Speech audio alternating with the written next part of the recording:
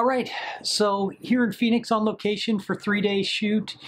I want to talk a little bit about fill cards.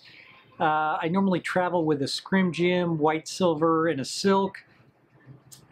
Getting that here, rental, some minor rental gear, not getting a grip truck like I normally do, which I like to get shiny board in the grip truck. It's like a 4x4 silver material that you can bounce slide off of. It's got a yoke and you can adjust it all.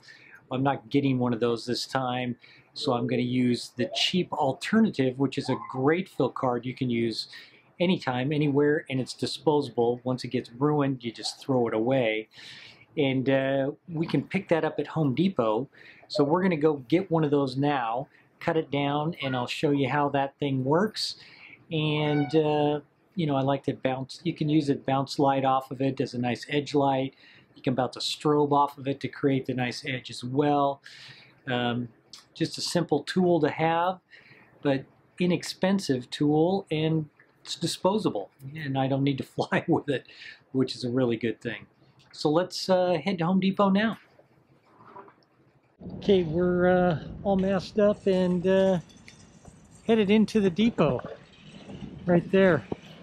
Hopefully they have it here. I don't know if they have insulation this much in Phoenix, but like they do in Portland. So go in and check it out.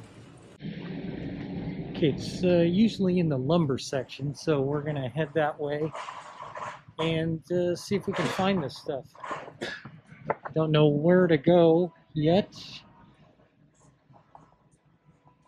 I think down there. Here it is, right here. $13.82, right there.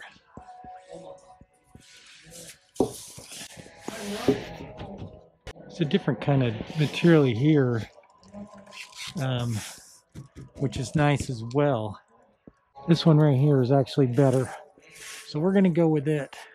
It's even cheaper.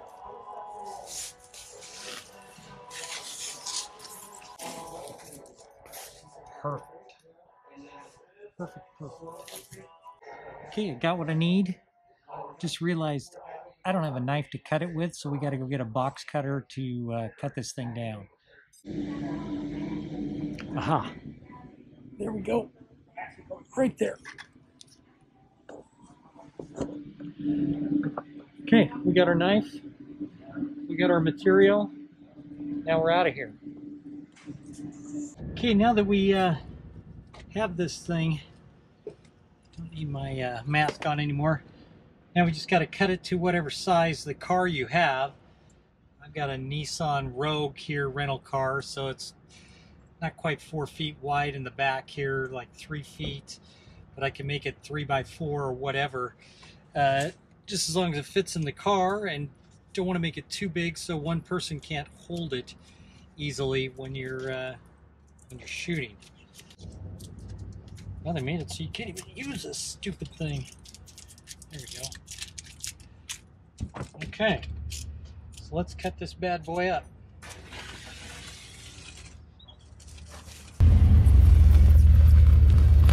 Almost straight line, not bad.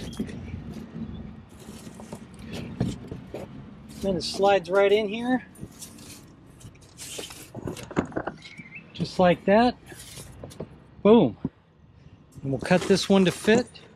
And then we've got two. And it was cheaper than I thought. It was only, what was it? $7.82, super cheap.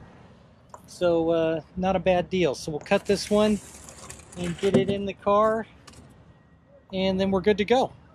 All right, back at the hotel. The last portion to what we need to do to get these things done and ready to go for the shoot is gaffer tape around the edges. Okay, so what I do is take the tape in strips that aren't too long. Somebody's doing some construction out here in the across from the parking lot here. So I just take this, put it over the center of this. Doesn't have to be pretty. You're just keeping the styrofoam from, and then you just bend it down like that. That way the styrofoam edges don't come apart when you're using this thing. And I just go around the whole thing.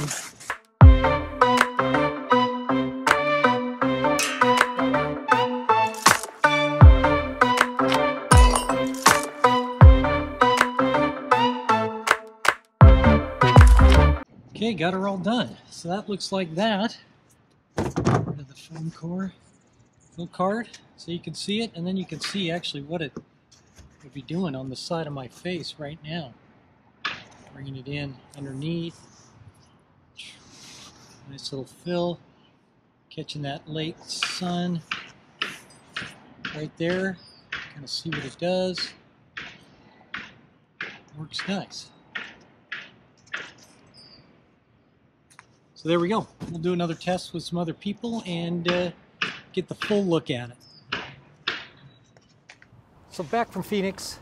Didn't have time to shoot anything. There's an example of how I use the insulation board that you find at Home Depot.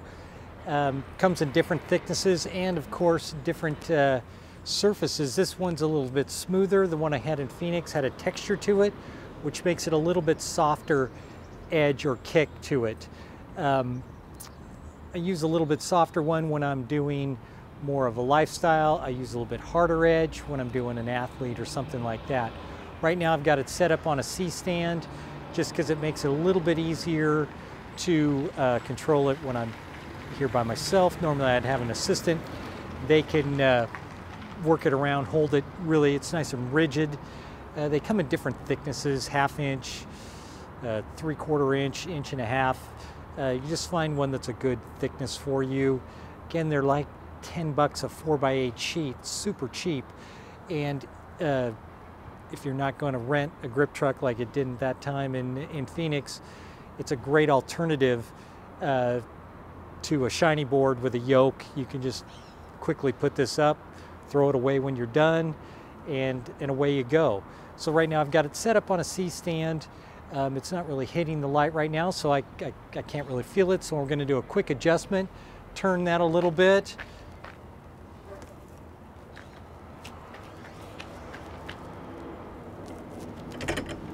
So get a nice little kick off of that.